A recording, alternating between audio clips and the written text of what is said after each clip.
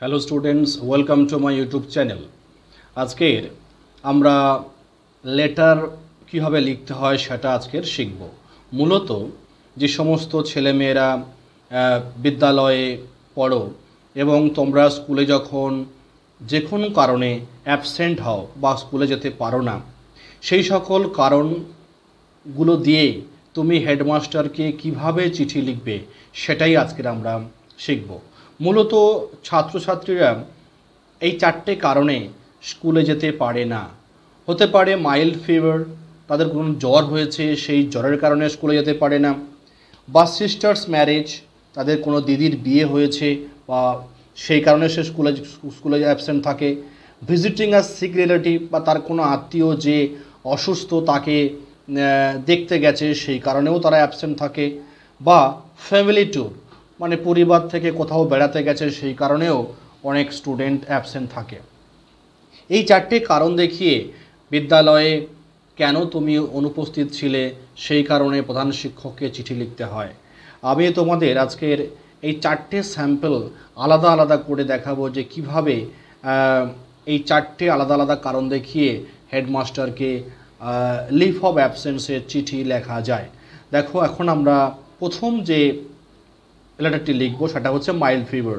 মনে করো তোমাদের জ্বর হয়েছে, জ্বর হওয়ার কারণে তোমরা দুদিন স্কুলে অনুপস্থিত ছিলে, তাহলে কিভাবে তোমরা সেই চিঠিটা লিখবে দেখো।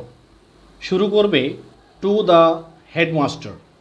টু দ্য হেডমাস্টার আমি যেভাবে লিখেছি তোমরা এভাবে লিখবে, টু দ্য হেডমাস্টার। ঠিক তার নিচে বিদ্যালয়ের নাম। আমি এখানে একটি বিদ্যালয়ের নাম বলে দিয়েছি, নিমপিট রামকৃষ্ণ বিদ্যাভবন এইচএস। এখানে তোমাদের বিদ্যালয়ের নাম যেটা হবে সেই বিদ্যালয়ের নামটি এখানে লিখবে। সাউথ চব্বিশ পরগনা, আমি একটি জেলার নাম বলেছি সাউথ চব্বিশ পরগনা। বিদ্যালয়টি তোমাদের যে ডিস্ট্রিক্টে অবস্থিত সেই ডিস্ট্রিক্ট এখানে লিখবে। তারপরে পোস্ট অফিসের নাম লিখবে। আমি লিখেছি এখানে নিমপিট আশ্রম, একটা পোস্ট অফিস, এবং পোস্ট অফিস সঙ্গে অবশ্যই তোমরা পিনটা লিখবে।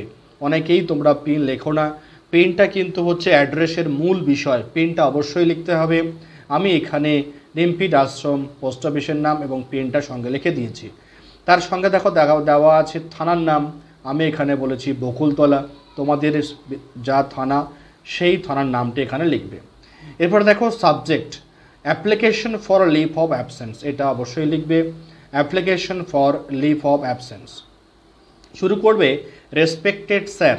যদি তোমাদের বিদ্যালয়ের যদি হেড মিস্ট্রেস থাকে তারা লিখবে রেসপেক্টেড ম্যাডাম। যদি তোমাদের বিদ্যালয়ে স্যার থাকে তাহলে লিখবে respected sir. I beg two state that I am a student of class 5। আমি একজন ক্লাস 5-এর ছাত্র, section A, roll number 1 of your school. আপনার বিদ্যালয়ের ক্লাস 5 সেকশন এ, রোল নাম্বার 1। তোমাদের যে ক্লাস সেই ক্লাস লিখবে, সেকশন যেটা হবে সেটা লিখবে, রোল নাম্বার যেটা তোমরা সেটাও এখানে লিখবে। অফ ইয়োর স্কুল তোমরা এখানে একটা শব্দ যুক্ত করতে পারো, of your esteemed school, ESTEEMED, esteemed. আমি এখানে করে নিই কারণ অনেকেই এই বানানটা ভুল লেখে। I could not attend school, আমি বিদ্যালয়ে উপস্থিত হতে পারিনি। ফর দ্য লাস্ট 2 days, শেষ দুদিন। As I was suffering from mild fever, যেহেতু আমি জ্বরে ভুগছিলাম সেহেতু আমি শেষ দুদিন বিদ্যালয়ে যোগদান করতে পারিনি। অ্যাটেন্ড মানে হচ্ছে যোগদান করা। দেখো তারপরে কি লিখবে, আই দেয়ারফর রিকোয়েস্ট ইউ, আমি আপনাকে অনুরোধ করছি, টু কাইন্ডলি গ্র্যান্ট মি, আমাকে মঞ্জুর করে দিন, লিভ অফ অ্যাবসেন্স, এই ছুটিটা, ফর দোজ 2 days, ওই শেষ দুদিনের অনুপস্থিতি আমাকে মঞ্জুর করে দিন যাতে আমি বিদ্যালয়ে আবার ক্লাস শুরু করতে পারি।